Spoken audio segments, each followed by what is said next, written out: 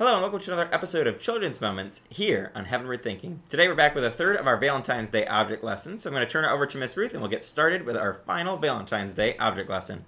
Well, last week we talked about Jesus filling our hearts and letting it spread to other people. Well, that only happens when we have Jesus in our hearts, right?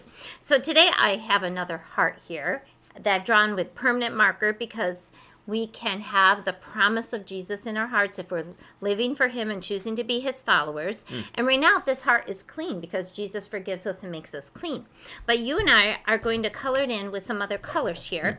And these colors are going to represent when we fail, when we sin, when we do things that fill our heart with sin and it's no longer clean.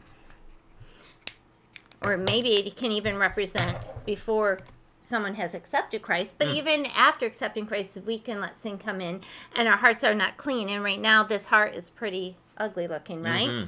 Well, we're going to put it in water here, and because we use washable markers, what do you predict is going to happen here? It should start to wash clean. So we're going to stick it in here, and you can see what's happening Already to the colors colors there. are coming right off. The colors are starting to come off. And you know what? If we even added a little bleach to this, it would be even quicker. But you can see here, the colors are coming off.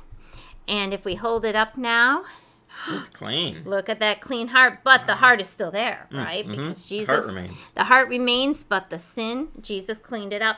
And there's a verse that comes from Psalms that David wrote. And it says, "Create in me a pure heart, O God, and renew a steadfast spirit within me." So David was known as a man after God's own heart. And yet he was involved in some really bad sins. His heart got kind of dirty there, didn't it? Very, very dirty. But he knew where to go to get it cleaned. And his heart could be clean again. And that's what he prayed for in Psalm 51, verse 10.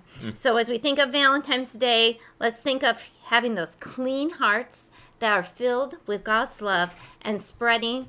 It's saturated so much, like this right now is saturated so much, it's overflowing, that we're filling other people's hearts with that love of Jesus. Amen. Well, we hope you've been encouraged and challenged by these 3 Valentine's Day object lessons and that you'll join us next time for another episode of Children's Moments here on Heavenward Thinking.